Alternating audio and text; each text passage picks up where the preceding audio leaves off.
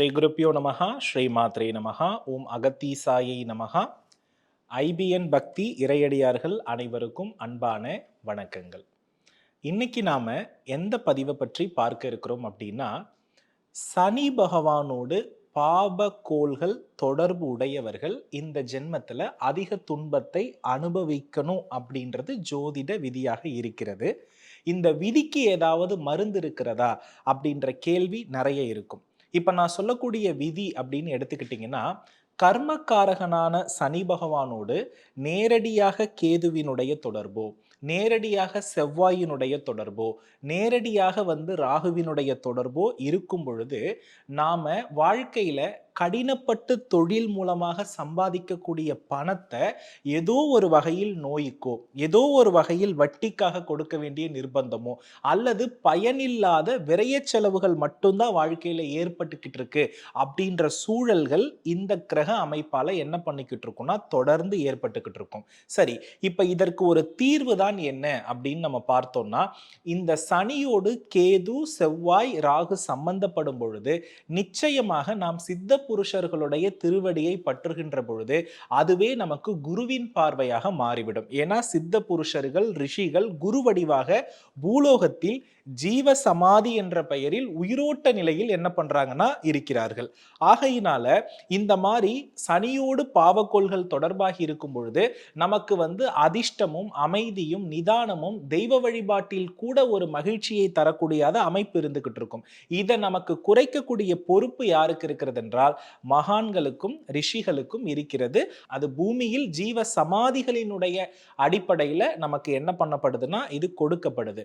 அந்த ஜீவ சமாதிகள் ஆலய தொடர்போடு இருக்கிற பொழுது இதனுடைய ஆற்றல் ரொம்ப அளப்பரியது அப்படின்னே சொல்லலாம். இப்போ நாம சித்தர்களை பிடிக்கும் பொழுது நமக்கு என்ன கிடைக்கும்னா, இந்த தொழிலில் ஏற்படக்கூடிய நஷ்டங்களில் இருந்து, கடனில் ஏற்படக்கூடிய பிரச்சனைகளிலிருந்து, நோய்க்குன்னு கொடுக்கக்கூடிய விரயத்திலிருந்து நம்மளால என்ன பண்ண முடியும்னா வெளிவர முடியும். இப்போ நான் அதன்படி ஒவ்வொரு நட்சத்திரத்திற்கும் உரிய சித்தர்களை நீங்க ஜீவ சமாதிகளோடு தொடர்பு படுத்தி வழிபடுங்க அப்படின்னு சொல்ல போறேன். அது இந்த கார்த்திகை மாதத்துல செஞ்சா நிச்சயமா அதற்கு தீர்வு என்பது உண்டு. கார்த்திகை மாதத்துல எந்த நாட்கள்ல இதை செய்யறது சிறப்புன்னா சனிக்கிழமைகள்ல செய்யறது சிறப்பு. ஏன்னா சனி பகவான் கர்மகாரகன். சனிக்கிழமைகள்லயே நம்ம சித்தர்களை வழிபாடு பண்ணும் பொழுது நிறைய நல்ல பலன் இருக்கும். அதன் அடிப்படையில் பார்க்கும் பொழுது கேதுவினுடைய நட்சத்திரக்காரர்கள், அதாவது அஸ்வினி, மகம், மூலம், இந்த 3 நட்சத்திரத்தில் இருப்பவர்கள் பழனியில் இருக்கக்கூடிய போகருடைய ஜீவ சமாதியை அல்லது அவருடைய தரிசனத்தை நாம் பெறுவது நன்று. சனிக்கிழமையில நம்ம வழிபட்டோம் அப்படின்னா நமக்கு துன்ப நிலை என்பது குறையும்.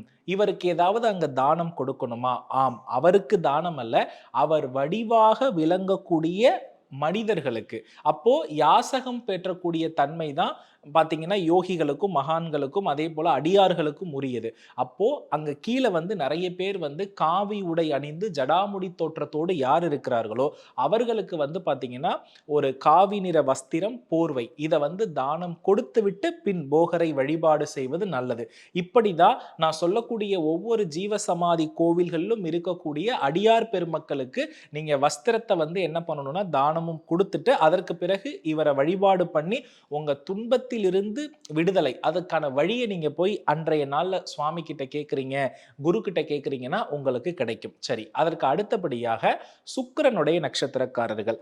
சுக்கிரனுடைய நட்சத்திரக்காரர்கள் அப்படின்னு எடுத்துக்கிட்டோம்னா என்னென்ன நட்சத்திரம்? பரணி, பூரம், பூராடம். இவர்கள் கடுவெளி சித்தர். கடுவெளி சித்தரை ஜீவசமாதி வழிபாடு பண்றது நல்ல பலன்களை கொடுக்கும். அதற்கு அடுத்தபடியா சூரிய பகவானுடைய நட்சத்திரக்காரர்கள், அதாவது கிருத்திகை, உத்திரம், உத்திராடம், இவர்கள் எல்லாமே பாத்தீங்கன்னா கருவூரார் சித்தருடைய ஜீவசமாதிக்கு செல்வது நல்லது. இவரோடது பாத்தீங்கன்னா கரூர்ல இருக்கிறது. ஸோ அதனால நீங்க சனிக்கிழமைகள்ல நான் சொன்ன தானங்களை கொடுத்து விட்டு தரிசிப்பது நல்லது. அதற்கு அடுத்தபடியா சந்திரன். சந்திரனுடைய நட்சத்திரக்காரர்கள் யாரு அப்படின்னு பார்த்துட்டோம் அப்படின்னா ரோஹிணி, அஸ்தம், திருவோணம். இவர்கள் பாத்தீங்கன்னா திருப்பரங்குன்றத்தில் இருக்கக்கூடிய மச்ச முனியினுடைய ஜீவசமாதியை நாம வழிபாடு பண்றது ரொம்ப ரொம்ப நல்லது. அதற்கு அடுத்தபடியா செவ்வாயினுடைய நட்சத்திரக்காரர்கள் மிருகசீரிடம், அதே போல சித்திரை, அவிட்டம், இந்த நட்சத்திரக்காரர்கள் பதஞ்சலி அப்படின்ற முனிவருடைய ஜீவசமாதி. இது வந்து 2 இடத்துல இருக்கு. ஒன்னு ராமேஸ்வரம், அதற்கு அடுத்தபடியா வந்து பாத்தீங்கன்னா திருப்பட்டூர் பிரம்மனுடைய ஆலயத்திலும் இருக்கிறது. இந்த 2 இடங்களுக்கும் நீங்கள் செல்லலாம். அதற்கு அடுத்தபடியா புதனுடைய நட்சத்திரக்காரர்கள் ஆயில்யம், கேட்டை, ரேவதி இவர்கள் வந்து பாத்தீங்கன்னா திருமூலர், சிதம்பரத்துல திருமூலருடைய ஜீவசமாதி இருக்கும். அங்க நீங்க போயிட்டு வழிபாடு பண்றது நல்லது. அதற்கு அடுத்தபடியா குருவினுடைய நட்சத்திரக்காரர்கள் புனர்பூசம், விசாகம், பூரட்டாதி இந்த நட்சத்திரக்காரர்கள் வந்து பாத்தீங்கன்னா வைத்தீஸ்வரன் கோவிலில் இருக்கக்கூடிய தன்வந்திரி பகவானுடைய அந்த ஜீவ சமாதியை வந்து நாம தரிசனம் பண்றது ரொம்ப ரொம்ப நல்லது. அதற்கு அடுத்தபடியா சனியினுடைய நட்சத்திரக்காரர்கள் பூசம், அனுஷம், உத்திரட்டாதி இந்த நட்சத்திரக்காரர்கள் வந்து திருவாரூரில் இருக்கக்கூடிய கமல முனியினுடைய ஜீவசமாதி வழிபாடு என்பது சிறப்பு. அடுத்து ராகுவினுடைய நட்சத்திரக்காரர்கள் திருவாதிரை, சுவாதி, சதயம் இந்த நட்சத்திரக்காரர்கள் வந்து பாத்தீங்கன்னா அகத்தியர், பாபநாசம் இது வந்து திருநெல்வேலி மாவட்டத்துல இருக்கிறது. இங்க போயிட்டு நாம சன்னியாசிகளுக்கு உரிய தானங்கள் கொடுத்து வழிபாடு செய்யறது நல்லது. ஆக்சுவலி இந்த கார்த்திகை மாத சனிக்கிழமைகள்ல சித்தர்களுடைய வழிபாடை நம்ம செய்யும் பொழுது நமக்கு நெடுநாட்களாக, அதாவது தொழில் அப்படின்றதே எனக்கு வாழ்க்கையில அமைந்ததே கிடையாது, வாழ்க்கையில கடன் மட்டுமே மிஞ்சி இருக்கிறது, தொழில முதலீடு போட்டு அது கடனாக மட்டும்தான் மாறிக்கிட்டே இருக்குன்ற மனநிலையில் உள்ளவர்கள் இந்த சித்தருடைய விஷயத்தை நீங்க வாழ்நாள் முழுக்க வாய்ப்பு கிடைக்கும் பொழுதெல்லாம் சனிக்கிழமையில் பற்றி கொண்டீர்களே ஆயின் நிச்சயமாக அந்த சித்த புருஷர்களே உங்களுக்கு தெளிவான பாதையை காட்டி தெளிவான ஒரு மனநிலையை உங்களுக்கு தந்து மன அழுத்தம் இல்லாது உங்கள் வாழ்க்கையை நிம்மதியா வாழ வைக்கிற பிராப்தத்தை வழங்குவார்கள்.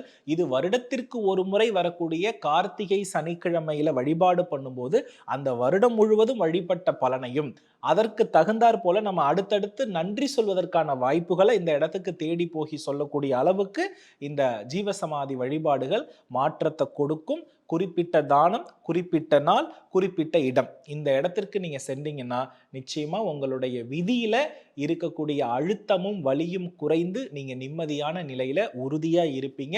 உங்க மதி கரெக்டா வேலை செய்யும். இதை முயற்சித்து பாருங்கள், வெற்றி நிச்சயம். நம்ம தனிப்பட்ட முறையில அங்க இருக்கக்கூடிய ஜீவ சமாதியை தரிசிக்கும் பொழுது அந்த ஜீவ சமாதிக்கு ஏதாவது தானம் நம்ம கொடுக்கணுமா அப்படின்னு கேட்டா சித்தர்கள் எப்போதுமே நறுமணம் மிக்க பொருள் காற்றின் வழியில் தான் நமக்கு என்ன பண்ணுவாங்கன்னா அவங்களுடைய அருளை நமக்கு கொடுப்பார்கள்.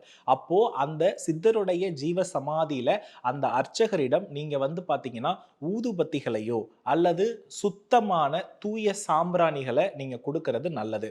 ஊதுபத்தியும் சாம்பிராணியும் மனமுள்ள நறுமண பொருள், அதாவது நெருப்பின் மீது உருவாகக்கூடிய நறுமணமிக்க பொருட்களை ஜீவசமாதிகள்ல எப்போதுமே நறுமணம் கமழுவதற்கு உதவி செய்தோம் அப்படின்னா அங்க இருக்கக்கூடிய சித்தர்களினுடைய அந்த ஜீவ ஆற்றல் அந்த புகையின் வாயிலாக நம் அனைவருக்குமே ஒரு நன்மை செய்யக்கூடிய வாய்ப்புகளை உருவாக்கி தரும். ஆகையினால் இதை கூட நீங்க என்ன பண்ணலாம்னா அங்க இருக்கக்கூடிய குருமாருக்கு நீங்க தரது ரொம்ப ரொம்ப நல்லது. மேலும் ஒரு அடுத்த நல்ல பதிவோடு உங்கள் அனைவரையும் சந்திக்கிறேன்.